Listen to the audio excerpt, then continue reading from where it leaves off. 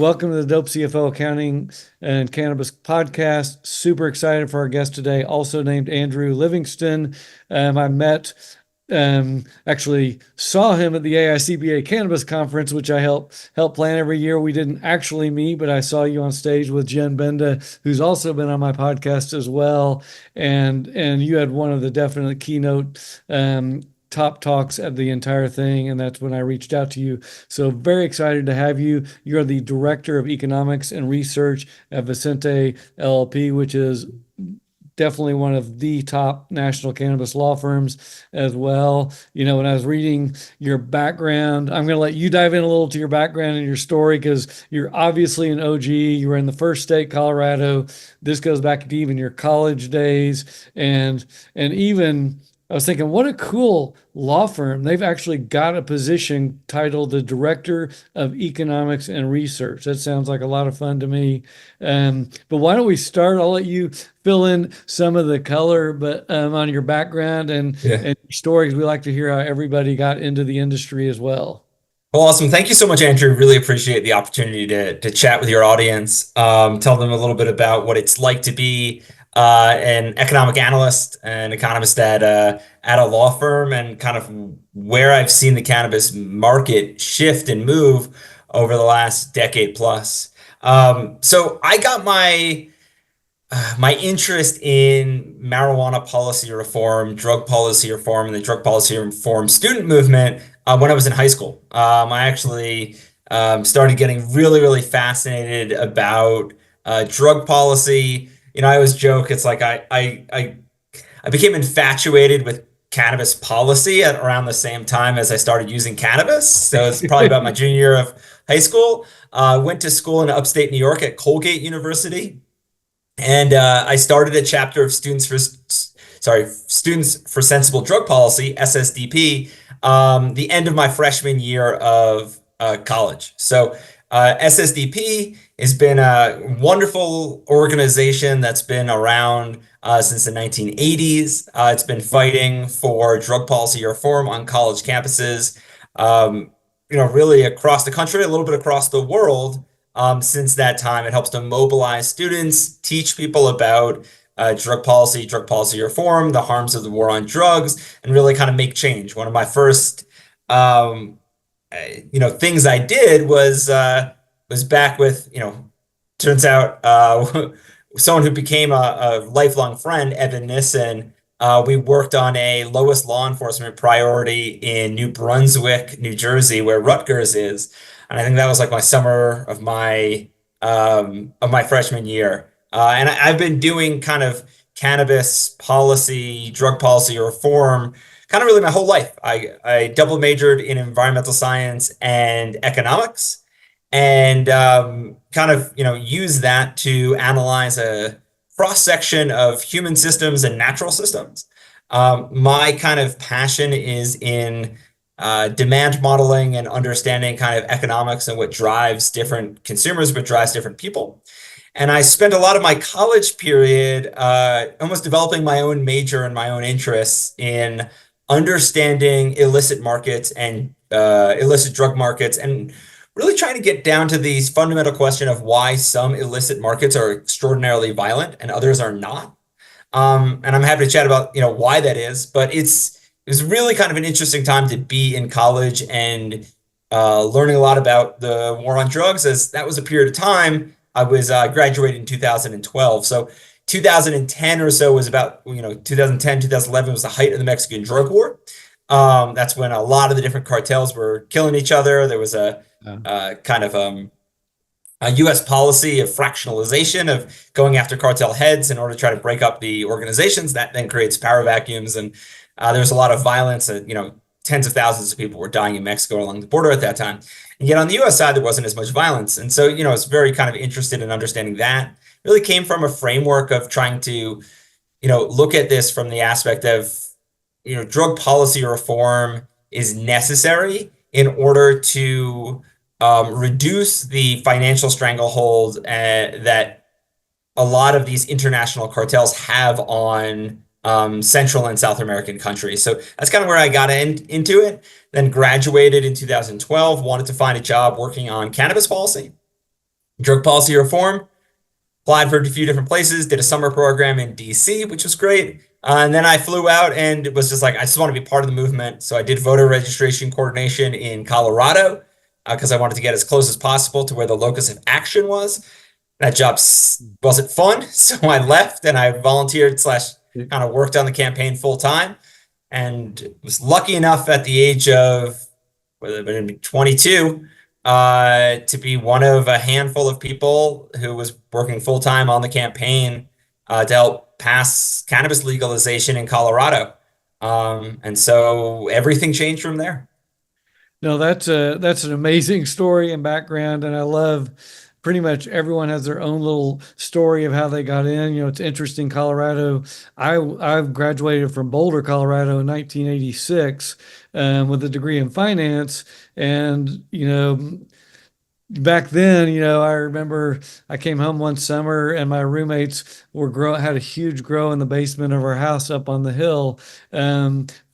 But back then I never ever thought cannabis or anything like mushrooms would ever go the legal route. Yeah. And so it's fun over the years to see where that went. But well, anyway, let's dive in to kind of the economics. I know we're obviously coming up on the elections here, both federal, state as well. Maybe before we're going to jump into some slides, I will tell everyone we release this on Spotify. So if you're in your car, we also have this on YouTube, so you can come see the slides later, but we'll be cognizant. We're just going to be talking about high level issues here. Before we jump on anything, any high level predictions on presidential, Senate, or House? I tell people, we could go all red, all blue, or a mixture. I think it really depends upon what youth voter turnout looks like. I was listening to some news this morning. They were talking about it's like a 70 to 23 gap for young women in favor of Kamala Harris. It really will depend, right? It's like polling is so hard now because the average person doesn't pick up the phone. And you only pick up the phone if you are either really passionate or you are old, really, and you have a old and bored. Yeah, and so even when you make these kind of adjustments, it's like, one of the things we always look at in economics and in statistical analysis is there a correlation in your underreported variable? So in this case, it's like, your underreported variable is like you've got a fact that certain people will pick up the phone and certain won't, right? And so if your likelihood to pick up the phone biases the poll in one way or another, it's just extraordinarily hard to poll on these sorts of things. And, we make all these adjustments, this or that, but regardless, all the polls, whether or not it shows 5 points up or 5 points down, you look at it like the margin of error is 5 points. So, this is extremely difficult. It really is a coin toss. I always try to catch myself in being like, who is undecided? Yeah, like really, what sort of people? And there's part of me like I'm originally from New Jersey. It's kind of the Northeast mentality of just like, why are we caring about people who haven't made up their mind? These are two of maybe Kamala Harris is not as much, but like Donald Trump's like one of the most known figures in the world. And it's like, if you're just undecided about whether or not to support him or his opponent, it's just like, I guess maybe you're undecided about whether or not to vote in the first place. So it's hard to know. What will it do for cannabis reform?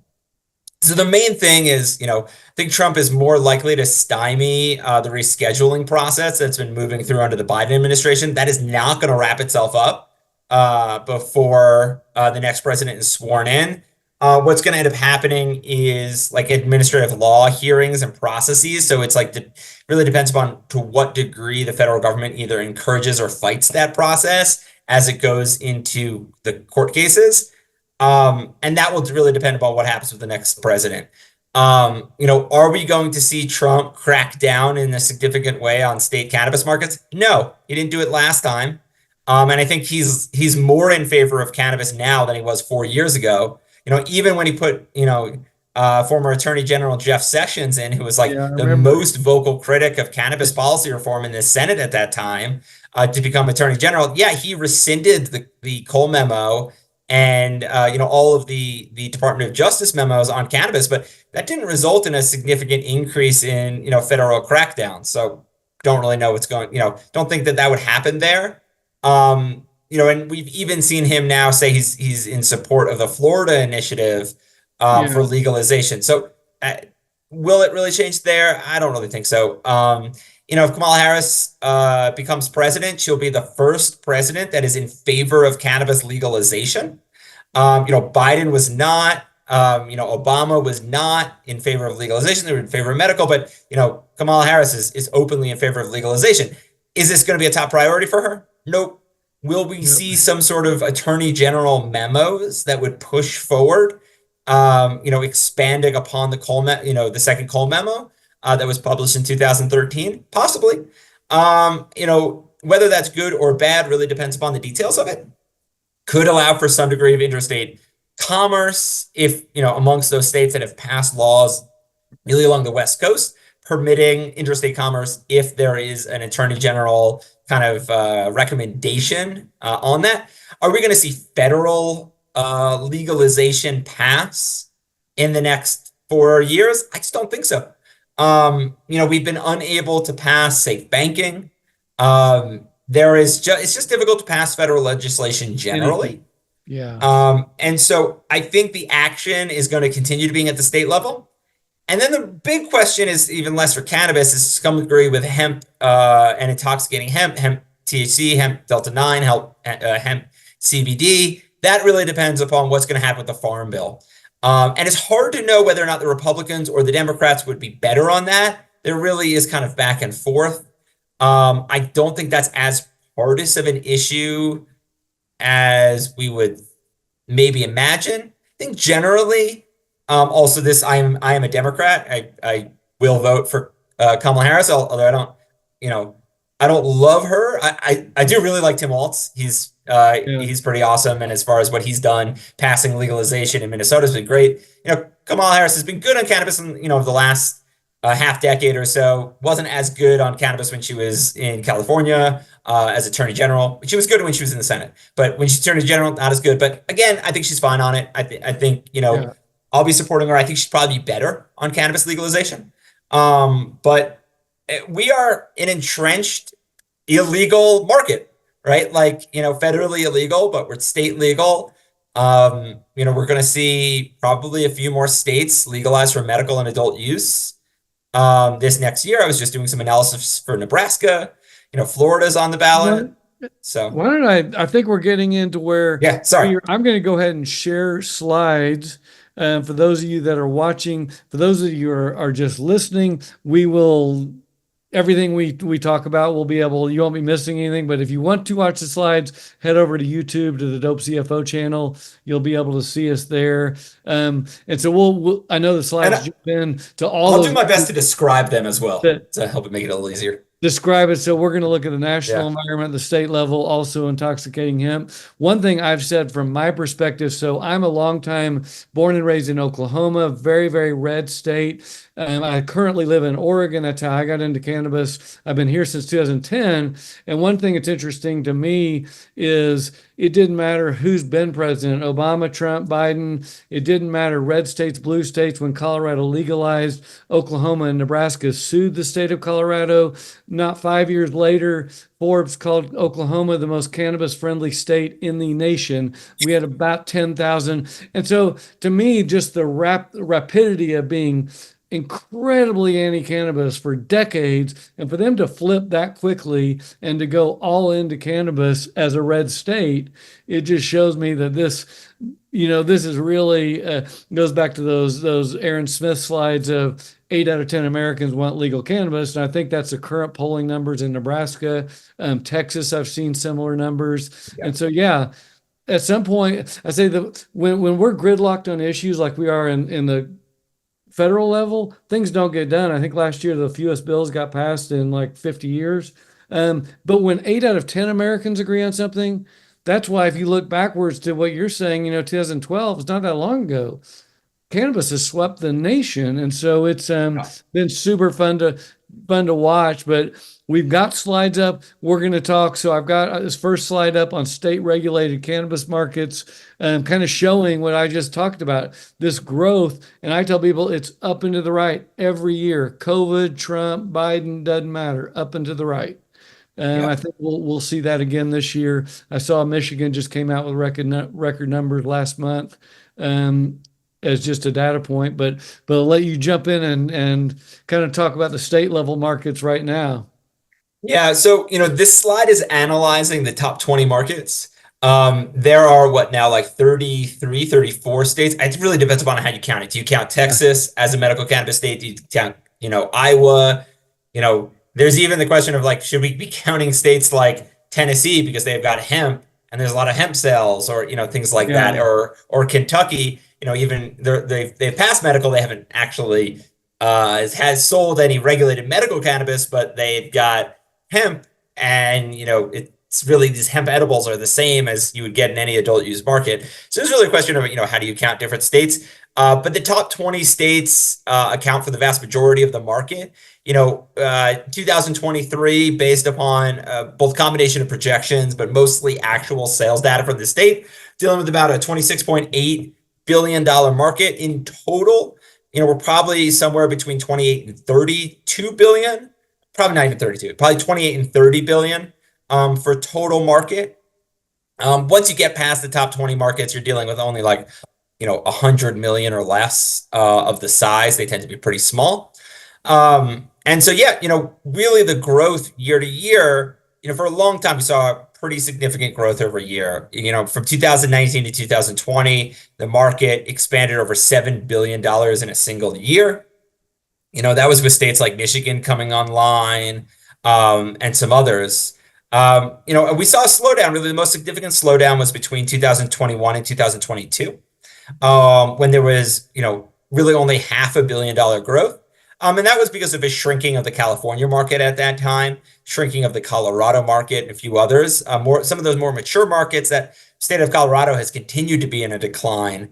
And that is because the 2020 and 2021, with COVID, the fiscal stimulus and stay-at-home orders, everyone was not really doing much besides watching, Tiger King, watching Netflix and smoking weed and buying alcohol. Consumer packaged goods increased substantially because you couldn't spend your money on experiential goods. You couldn't go out to restaurants. You couldn't go on a cruise or a vacation or things like that. So people spent some money on cannabis. Then that kind of, what we saw in 2021 to 2022, it's really price declines across the country. That was in part because there was an increase in supply during the COVID period. And then people kind of rebalance their purchases across both consumer packaged goods, which cannabis is one, and experiential goods, which, social use really doesn't exist in a significant way for cannabis, hasn't yet. Many states have allowed for it, but it hasn't really gotten significant yet. And so because of that, we saw some markets constrict. Probably there's some volume declines as well as the total value of the market. That may be because states like Texas and Kentucky and some of these others, where there was significant hemp markets come about. Maybe that took some of the demand that was kind of post-sale diversionary demand from the legal markets out west. And so with that, we saw that decline. But between 2022 2023, the market rebounded again. Grew almost 3 billion. California increased again. A few other states increased. And so, we're continuing to see that growth, right? Where is the cannabis market going to end at? We're going to end at 40 billion, 50 billion. It's hard to know. We've got some states that are huge unlocked potential, at least on the regulated cannabis side. So the most significant of that is Texas by far. Texas has a medical cannabis program, but it's tiny. And hasn't really ever grown in the way that we would hope for most other medical cannabis states. It does have a robust hemp, intoxicating hemp market, but we'll see what happens with that in the next legislative session, as both Delta 8 hemp THC, Delta 8 THC hemp. So that's hemp that is grown for its intoxicating cannabinoids. That's up before the Supreme Court of Texas. about whether or not that should be prohibited or not. It's kind of a complex thing. I'm happy to provide a link if anyone wants to read more about that on the Vicente website. We've got a good blog on it. And then also, the lieutenant governor has included banning hemp Delta 9 and Delta 8 within their list of legislative charges for the 2025 session. So we'll see whether or not that hemp market declines. None of that hemp market is included in this $26.84 billion figure for the size of the market in 2023, but those that. The other major markets that we'll see probably expand over the next couple of years are Florida. Florida's got adult use on the ballot for 2024. So that's just in a couple of weeks. The polling looks really pretty good, but Florida's kind of a unique market or a unique state when it comes to ballot initiatives, because you actually need 60% for it to pass. So if it was just 50% chance, it would, I guarantee it would pass. But 60, it's a lot harder. It polls at or around there. A lot of money has been put in by the existing operators, in particular Trulieve, which is funding the campaign. And what we'll see as far as the market, is already is a multi-billion-dollar medical market grow a bit further. That being said, Florida already has a ton of the resident consumers that are patients, but let's not forget Florida's a giant tourism market, right? So that will bloom quite considerably. People going down to Miami or Disney World or wherever else, going to the beach, we'll be able to buy cannabis much more easily. There's probably also a lot of people who maybe they're older or unwilling to become patients. They'll likely be able to access. As far as the business opportunities, that's going to depend on what it looks like in the legislature. Probably won't be that significant of an increase in the number of licenses. But that being said, there are about a little more than 24 different vertically integrated licenses and hundreds of stores. So there's good coverage throughout the state. We'll see that. The other big markets that we could see expand, obviously, New York and New Jersey have a lot of growth potential in front of them. New York's been quite anemic, though it's been getting better since last summer. As far as their growth of the regulated market, and the major thing is what are we able to get open in New York City? So that's a larger question. And then places like Ohio and Pennsylvania. Ohio passed legalization in 2023 for adult use, opened up their stores in the beginning of August, and we started to see good sales numbers there. And then Pennsylvania doesn't have a ballot initiative process, so we got to pass that through the legislature. No, that's a great high level coverage, and it's just interesting to watch these markets. And some states move very slowly, some move very quickly. I know when I look at those California numbers, 3-4 billion. I've heard what is the size of the illegal California market. I've heard numbers, mind-blowingly high, much higher than that. So I wonder as we move. I don't know if you've seen the slide or the stat about. Someone did a survey of how many or where do you buy your cannabis, legal or illegal? And I think it was a pretty decent number of people. And I think as we have all these, I'm a baby boomer. I'm in the last year, 61. I want to get just like my Wonder Bread and my beer. I want to get my cannabis. I want to know where it's tested. I want it organic. I'm not buying off the street.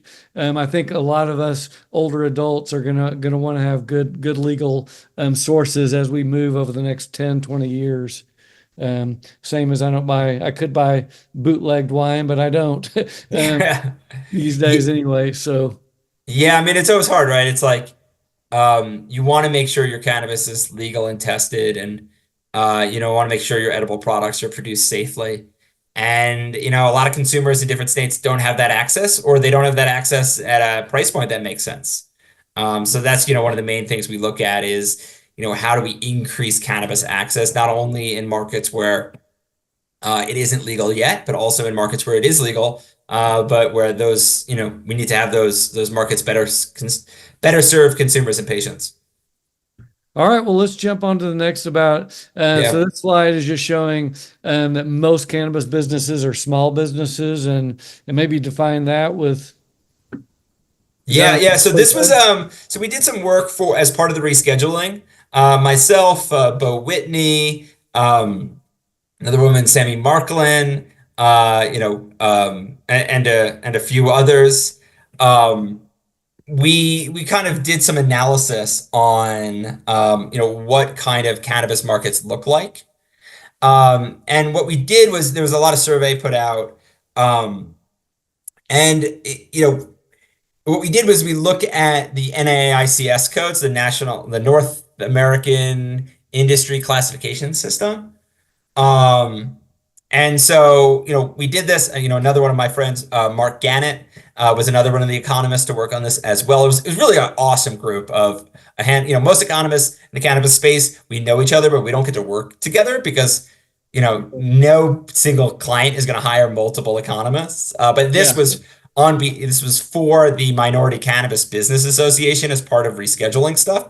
And so we did all these surveys. I think we got back like 207 survey responses. We looked at the size of those businesses based upon the number of employees and the amount of sales. And then we lined that up to similar businesses that have NAICS codes. So that's like, indoor horticulture or like, I think it was like processing of spices Yeah. and like, things like that. So it's like, when you're making, for instance, like vanilla, right? Like, those sorts of company sizes and a few others to determine whether or not they would be qualified as small businesses or large businesses by the federal government. The vast majority of them would be considered small businesses. So, 81.9% end up being qualifying as small businesses. And those, really, this was a way of demonstrating to the federal government, like, this is a market. You hear about these like big MSOs and big cannabis companies, but like even the biggest cannabis companies are small relative to other major national and international companies. And so, it's important as we're analyzing this to understand that like cannabis businesses are small because of the number of employees, the size, the scope, but they also have had to be small because of their lack of access to capital for growth.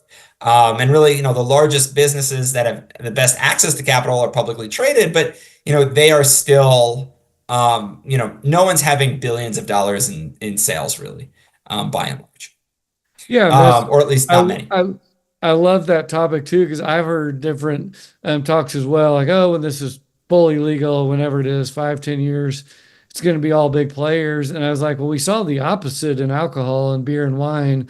We saw when I was young in the '70s, in Oklahoma, you could get Bud, Coors, and Miller, and that was about it. Now there's thousands of beer choices. Same on wine. I think there will always be room for the craft growers and craft Yeah. I makers. mean, and that's a whole nother podcast for why that happened in alcohol, right? We had thousands and thousands of small breweries before Prohibition. And then, it was a combination of the way the three-tiered system operated, but really more so, it was consolidation amongst the distributor license type. Uh, in addition, that was, during the mid 20th century when advertising became so significant and when, American culture shifted towards big advertised brands. And that's when, Miller, Coors, Budweiser became huge. And there was also, honestly, there was prohibitions on small breweries. There was made it very, very hard for them to operate. Now that it did actually require a lot of local changes for that to eventually occur. Home brewing wasn't legal in many places for a long time, and that kind of homebrew culture needed to happen. Will we see a huge amount of consolidation in the cannabis space? We will see a lot of consolidation in the cannabis space, but I don't think it's ever going to get as consolidated as it did with alcohol, with not just alcohol, with beer. In the 50-year period, probably between like the 1930s and 1980s. I don't think it's going to happen that consolidated, but we also have to ask ourselves like there are, even in a state with a limited number of licenses, let's say 50 or so, unless you're talking about bars or restaurants or like car dealerships, but there aren't really like 50 big brands of anything in a single state. And so, we'll see what happens. The major difference between alcohol and cannabis, which I think is important to note, is that cannabis does not have any social use dynamic. So imagine what the alcohol industry would look like if there were no restaurants, no bars, no alcohol consumption at, concert venues or festivals, and there were only liquor stores, right? Can you That imagine? market would suck. It would Yeah. suck. It would just be No. like totally devoid of any like No, but cultural impact in the way that it needed to. It would be deplete almost all of its enjoyment except personal use at home. And that's essentially what the cannabis market is. Like part of the reasons why, if you're in the cannabis space right now, the vibes are like not great. And we always talk about vibes. Like the market's not doing great. Yeah. Everyone is kind of like, I wish this was better.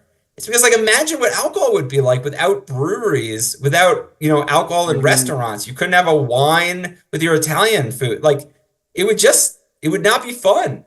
Um, the only people that would consume Yeah, alcohol a lot are people who drink too much, right? yeah, And so it's like, yeah, in order to really see this change, and what I think is like the most important thing to do over the next 30 years is to solve the issue of cannabis social use. And what's interesting is that some of the places with the best cannabis social use don't actually yet have an adult use market. And it's the state of Minnesota because they allow for hemp beverages to be sold really across the state in liquor stores. And wow. So, and by the way, we're looking at a map. But just basically it shows you, and again, if you went back to 2012, it'd basically be Colorado mostly. And but now you look at the map and it's just scattered all over. There's still these certain states that are completely illegal, but each year it grows. And I think the states that aren't doing anything like Texas, I'm from Oklahoma. They look up at Oklahoma like they like to be better than Oklahoma at everything. So I think as they get surrounded and they start seeing, hey, there's tax dollars here. Um, Probably consumers in Texas are wondering, why the heck do I got to drive to Oklahoma to get my weed? yeah, There's an awful lot of people in DFW that are. We did the reverse in high school in the 70s. Me and my buddies, we drive to Texas to get the good beer and bring it back, and now they're doing the exact opposite. for They're, cannabis. Yeah. Yeah. I mean, and they do that. They come up to Oklahoma for gambling too. So, maybe they yeah. pick up some cannabis on the way. So that we can probably skip. That's, I think most people know it's everywhere. Is there anything on this slide you want to hit? I know we're No, so this slide jumping. is just talking about the unique state market. So, cannabis is a patchwork. I talk about each state has its own laws, its own licensing system, its own regulatory structure. And while you can't move cannabis between states, you can move intellectual property, business acumen. You can, acquire cannabis assets in different states. What that's going to result in is once we get federal legalization, part of what's going to cause consolidation is that right now there's an ineffective duplication of production assets. And so, you don't need production. If you're a Northeast cannabis company, you don't need production in Massachusetts, Rhode Island, Connecticut, and New Yeah, York, right? Just do it in one of those states. And then distribute, across that area. So, that we will see a lot of those cultivation assets and some degree manufacturing assets become less economically viable once we are able to transport between states. So yeah, that's that. yeah, that's the interstate stuff is obviously a lot, and which major markets you talked, I think, about this one. Maybe we'll keep moving on Yeah. expansion, decreasing. Market. This is a good topic though. Markets in trouble. You've seen everything from there's actually an article today out in MJ Biz Daily about some of the premium brands doing really well. I feel like top shelf is in any market, top shelf, whether it's watches or hotels, will often do better in good and bad times. Whereas if you're like in Oregon, for example, like Colorado, we've had just major crashes and we've seen a lot of farms go under. But kind of go over this slide talks about which companies are kind of having trouble. Yeah. So, one of the really scary things is that, we were polling cannabis businesses. This was part of the same survey that myself, Bo Whitney, Mark Gannett, Sammy Markland, and others worked on. Is about half of mid to large size businesses are report being profitable, so 48.4%. But less than 20% of small businesses, only 19.3% report being profitable. We didn't ask for their financials. We just, this is self-reported. So, profitability, does have a definition. Do you Yeah. have positive net income? Do you have positive cash flow? But we didn't look to that level of detail because no one's going to give you that on a online survey. And so that's really kind of scary, and it's a bit inverse. So only about 19.4% of mid to large size businesses are losing money. 42.1% of small cannabis businesses are losing money. So this is a real struggle. We're going to see. My worry is that what predates consolidation is just businesses dying off. You could say dying off naturally, but it's not natural. And the reason it's not natural is because these businesses might be able to stay afloat if they had better access to capital. But because of federal prohibition, because of, we don't see normal bank loan lending, these cannabis businesses sometimes just don't have the availability to make payroll the next month, even if they have some potential for future investment or other things like that. Also, cannabis businesses can't file for bankruptcy. So, there's not the same ability to turn things around, through that process. Yeah, and that's a great point with even as the states have pushed the movement and legalizing and opening up for consumers and brings in revenues, but the 280E deal is just such a deal killer. It's why the Schedule 3, which I know we're going to hit, is such a biggie because it will help everybody. And this is probably kind of the same deal. The next slide's looking at businesses' confidence in their future success. And high is purple and orange is low. So it's kind of the same dynamic.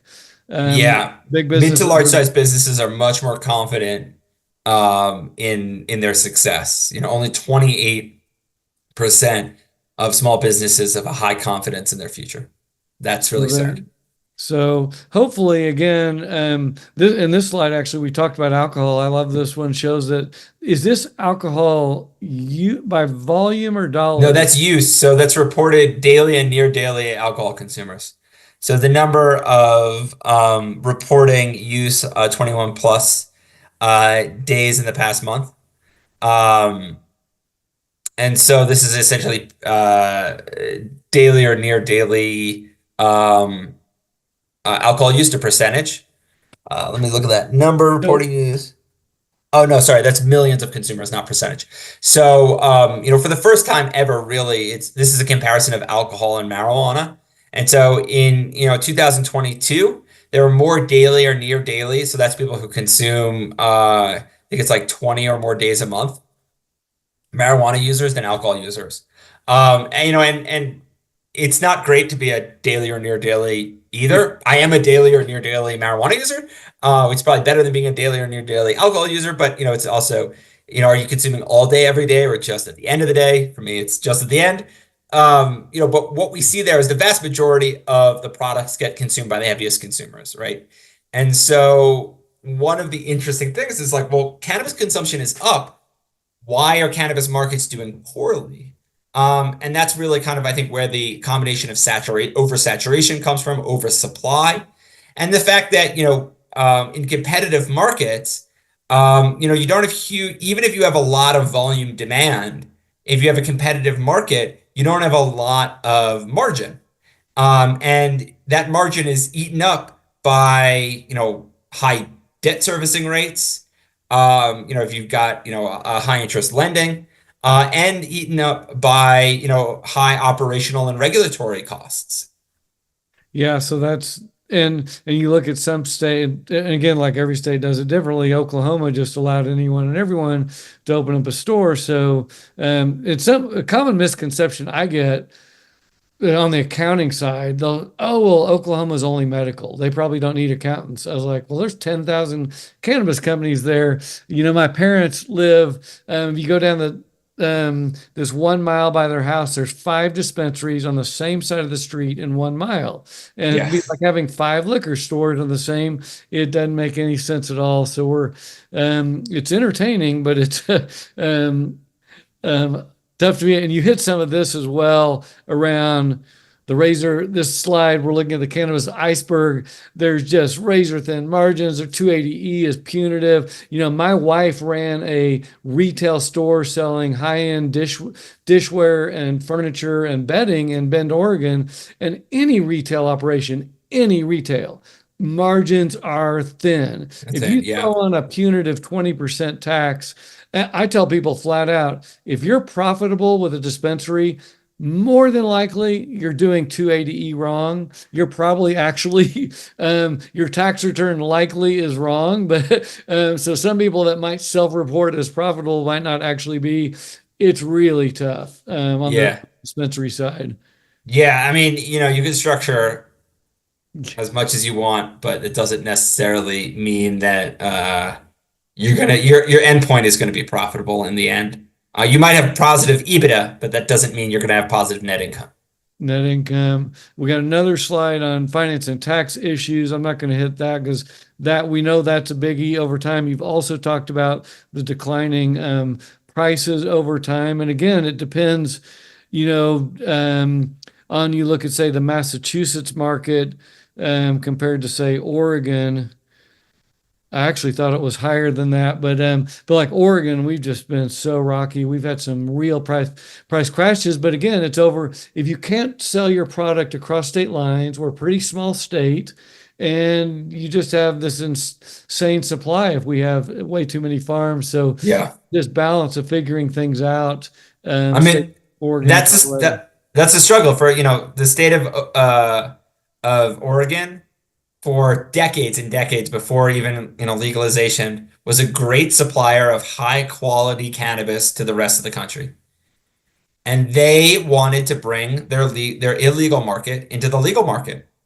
But suddenly that illegal market that was servicing, 300 million, uh, Americans now can only serve, what is it, like 3.4 million Oregonians? It's and that shows you the state struggle is tough. So say, like I know a friend that has a legal farm here, and he looks down the street and Sally is still selling that weed to New York or wherever for top dollar.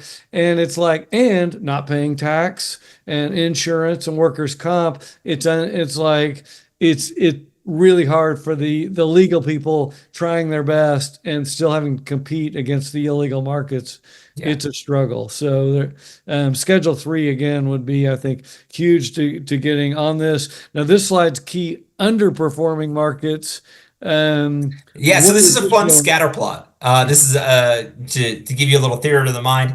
This is a scatter plot that looks at 2023 retail. So both medical and or adult use sales at retail on the y-axis, and 2023 resident cannabis consumers. So that's basically looking at their population and your rate of past month cannabis use on the x-axis.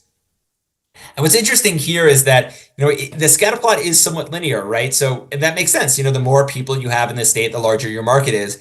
But, there's some states, whether it's New York or California, that are significantly below what that line should be because they are selling much less cannabis than they should, all else equal, given the number of cannabis consumers they have in the state. So, the upward movement of some of those, whether it's, Ohio, which was medical, going to go to adult use, Pennsylvania, Florida, Illinois, California. We'll see probably significant increases in those markets. That let you know kind of where growth is possible. And then if we look at a state like Michigan, even though they have had some of the most significant price declines, and that's what we were showing in the slide earlier, Michigan actually has some of the lowest cannabis prices in the country. They've got such volume because they have such access and so many cannabis stores through the state, plus it's a population of over 10 million, that their cannabis market in aggregate is doing well. That does not mean that each individual business is doing well, particularly because there's such competition. Such, yeah, and that's always the trick. And see, well, and the people who couldn't see the slide, New York was way down at the bottom, even though it's, I don't know, is it the third biggest state or fourth? It's It would be fourth, I think. fourth. Okay. California, Texas, Florida, and then New York, if I remember correctly. So let's jump in. I know, let me see where we are. We're okay, we're doing good on time. Why don't we we'll hit hemp as we start to wind up here our podcast. Uh, Yeah. so I talk about so hemp and CBD were on Schedule 1, 2018 Farm Bill, and then everyone, even my 87-year-old mother in Oklahoma, like, oh, everyone knows what CBD is, and it was just hemp and CBD, and the whole reason it was legalized is because it didn't get you high. And then, of course, the scientists figured out the loophole, and they're like, wait a minute, there is such a thing as intoxicating hemp, and now it's this massive market. Is it? I'll let you go over this slide, but it looks like close to a $4 billion market. And this is a conservative estimate. So this is from Brightfield Group. Bo Whitney at Whitney Economics has an estimate that is almost it's upwards of $20 billion. That's It what I've really heard. it's not well tracked. There are a few states, and I've been actually tracking some of the sales through back-end tax revenue for those states that have a special hemp tax. And this also really depends on what is going to happen with the Farm Bill in 2025. It was the last time we did a Farm Bill was 2018. It was supposed to be done in 2022. Didn't get passed in 22 or 23 or 24. Or maybe it's supposed to happen in 23. It happens around every 4 years or so. And so, it's we're due for it. What it does with hemp is going to be one of those big things. We've seen major brands and even major alcohol distributors embrace intoxicating hemp beverages, and we've seen pretty significant growth from there. Some states that are really regulating it well. And, I don't think intoxicating hemp would disappear, even if the Farm Bill would eliminate it. It would just only occur in its specific states. And so then there's a question of what's the point of being a major, intoxicating hemp beverage producer in Kentucky if you can't sell to Texas or, Missouri or anywhere else. And so, we're going to see probably, continue to see significant growth there. But the important thing to recognize is that the hemp market, while it allows you to cross state boundaries and actually move products across state lines, is not a very stable market. And the reason it's not a very stable market is because some of the biggest places in the country where you can cultivate and really sell hemp products are still kind of to some degree unregulated. And even if they are to some degree regulated or there's some guidance documents on them, it's in flux, right? So Florida, we were going to see a major crackdown. Turns out that the hemp operators struck a deal to support Governor DeSantis's efforts to try to, fight back against adult use legalization.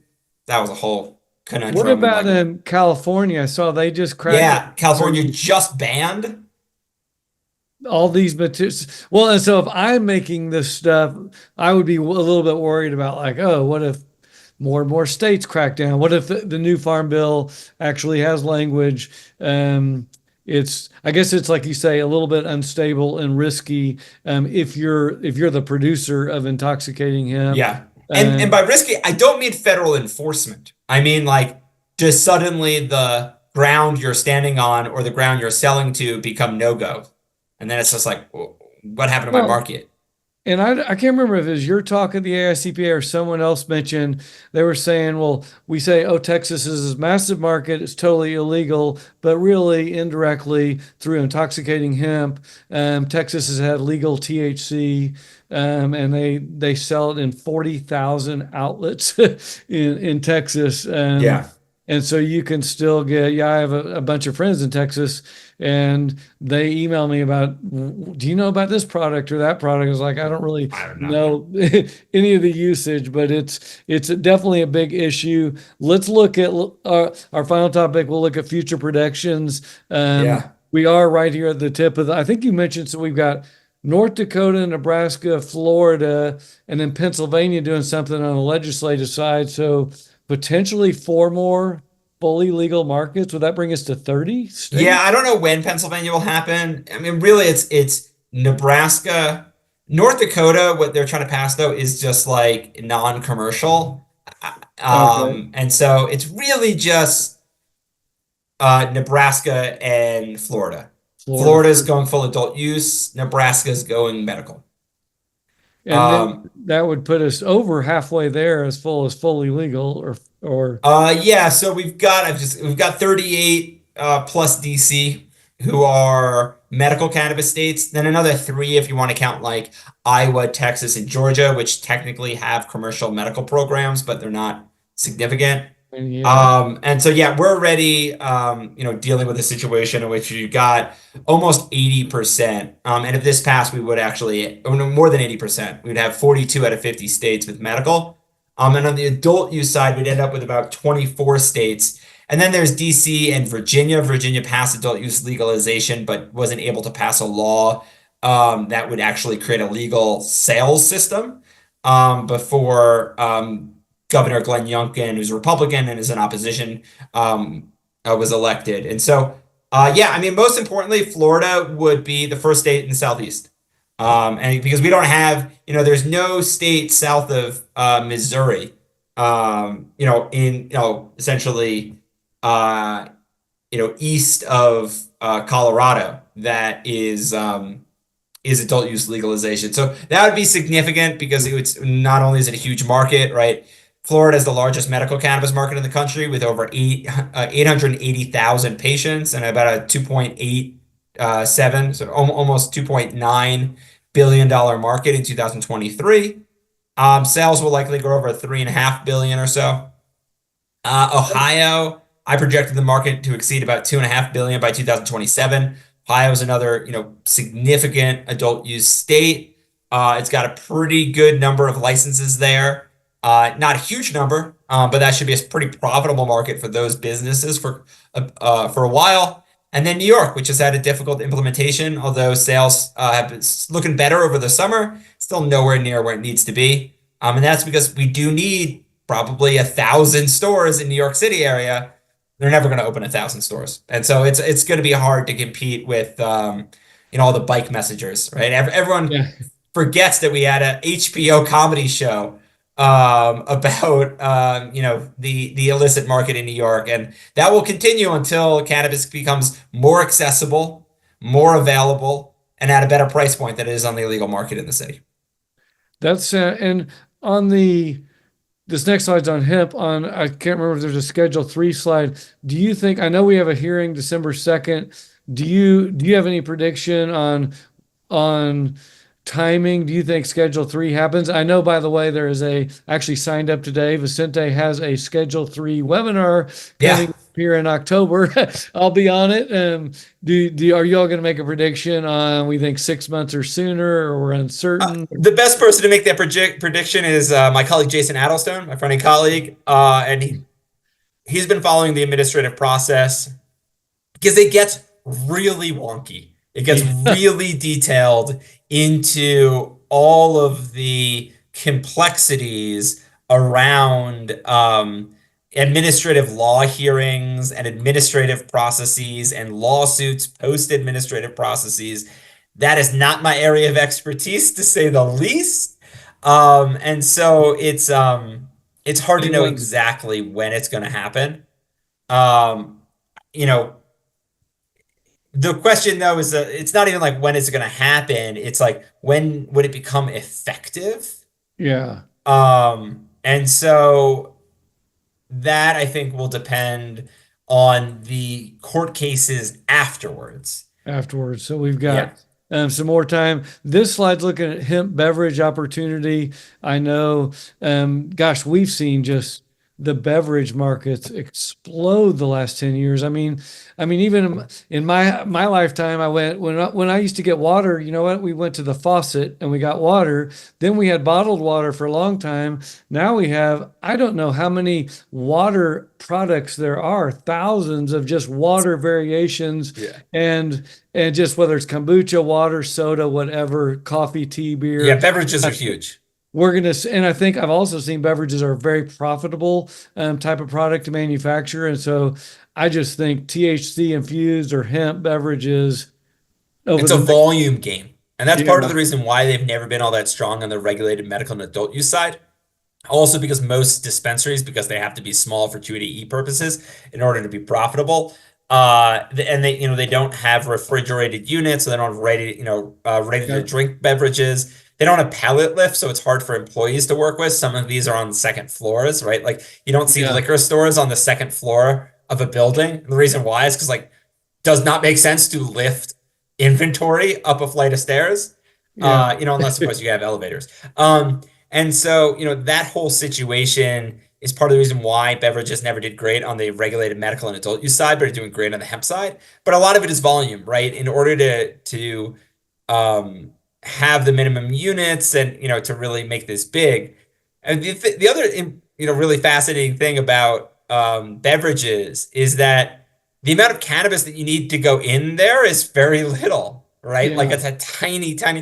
We did some calculations on like what a metric ton of THC could provide in terms of like edible products, and it's like 9 billion units. So Wow. crazy, just because it's like, we're forgetting that you only need like 5 to 10 milligrams of THC in any of these beverages. And so that's why, why hemp has been doing well is because there was a ton of CBD distillate on the market on the hemp side in about 2019, 2020, when the CBD market crashed. All of that was stored in warehouses, and then we turned it into THC through the magic of chemical synthesis. So, Yeah. that's huge. The other most important thing is something I think we forget. So, Western societies, most used legal drugs are all consumed as beverages, right? Like, what are the biggest drugs in America outside of pharmaceuticals, right?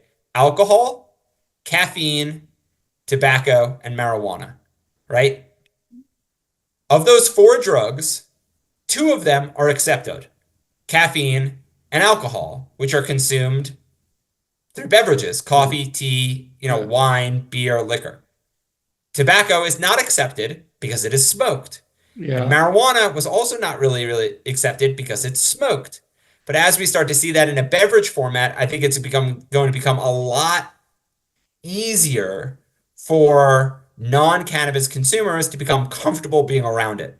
A lot of people don't like the smell of cannabis. They don't even like vaporization. It kind of freaks them out. But it does not matter whether or not the beverage and someone's drinking in a normal aluminum can right next to them is cannabis in it or not. It doesn't make a difference to them. It also gets around one of the most important things, which is, in the 1990s and 2020s and 2020s, we in 2010s we really saw a lot of states pass Clean Indoor Air Act. So those are laws which prohibit indoor smoking, and that Yeah. often applies to cannabis consumption as well. It's part of the reason why we haven't seen a significant, um, growth in cannabis social use venues. Some of the cannabis social use venues say, okay, you can smoke, but only outside, not inside. You have to be obscured for vision and things like that. If you can consume it based upon just a beverage, a lot of that concern will go away. And so I think Yeah. hopefully we'll see some significant growth on the social use side from there. I think that's going to be a great, yeah, I totally agree. And then we'll have it on the social use side and especially again, people in that kind of older age, 30, 40, 50, 60s, going out to a bar, or dinner and just getting a beverage, but don't want to smoke anything Yeah, it's else. hard. I prefer smoking. Like my mode of ingestion is I smoke like a bowl, and Yeah. so like that's what I like doing. But I also know it's not good for me. And I mean, like, would I order a cannabis beverage? Yeah, I mean, if it hit me in like 5 minutes, yeah, sure. If it took me like 45 minutes, then I'm like done with my dinner, and then I'm high as I'm like it's Yeah, that gets maybe hard, not. right? So There, yeah, we all have our own things. I've actually used, I know the grower locally in Bend, they make an organic tincture yeah. and it's actually they made it for help with sleep aid. But it's a lot of CBD and THC. It's very mild and I use it in the evenings. Yeah, And tinctures are good. I love there's certain mouth sprays. So it's yes. like, I don't know, maybe it's gonna be like, you consume your cannabis beverage almost like if you were a wine sommelier where you like swish it in your mouth and spit it out. I mean, you don't spit it out, but like that sort You're of thing. You good. want it to like, absorb sublingually before. So, one of the things we were showing in the last slide, Yeah, billions of dollars in tax savings from 280E reform if we get down to Schedule 3. I think it's likely we'll go to Schedule 3, but when and how, that really depends upon the ongoing lawsuits. And I would recommend everyone who is able, I just pulled up the email for it, so I will pitch. I'm not going to be on it, but cannabis rescheduling, timeline, tax strategies, and 280E. It's Thursday, October 17th at 2 p.m. Eastern. So, go on to Vicente.com, register for the webinar if you want to learn more about some of these timelines. And my colleagues, Jason Adelstone, Charlie Olivesetti, Sean Hauser will be on it, as well as some CPAs from some other firms. No, that's great, and you all always put out great content. I already signed up for that today, and that's yeah. Everyone's talk. I know Luke Ortner from IRS at AICPA event mentioned, hey, 280 still applies, but they're already in discussions. Just if it Schedule 3 happens March 1. Is it going to go back to January 1? Is it March 1? We'll see and learn more about that. But no, this has been a very, very deep dive. This is going to be a huge hit, this podcast. Thank you so much for coming on. We've covered a lot of topics, and it's just super interesting. I love being in this industry. So much has happened the last 10 years. I know so much is going to happen the next 10, and we'll be along for the ride either way. And super excited. We'll put all your info. Is there any other info you want to give, last thoughts, or how to reach you? Or we'll put your stuff in the show notes as well. Yeah, shoot me an email.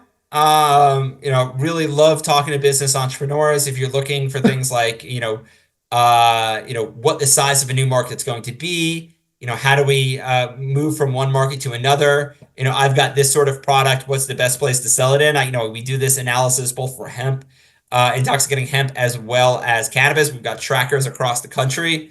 I'm really just looking to help any new business operators or existing operators who are looking to, have someone who looks at this from kind of that 10,000-foot view. Not only do I look at the 10,000-foot view, but I've been doing this for 12 years now or so. And so, we have that level of detail and that institutional knowledge.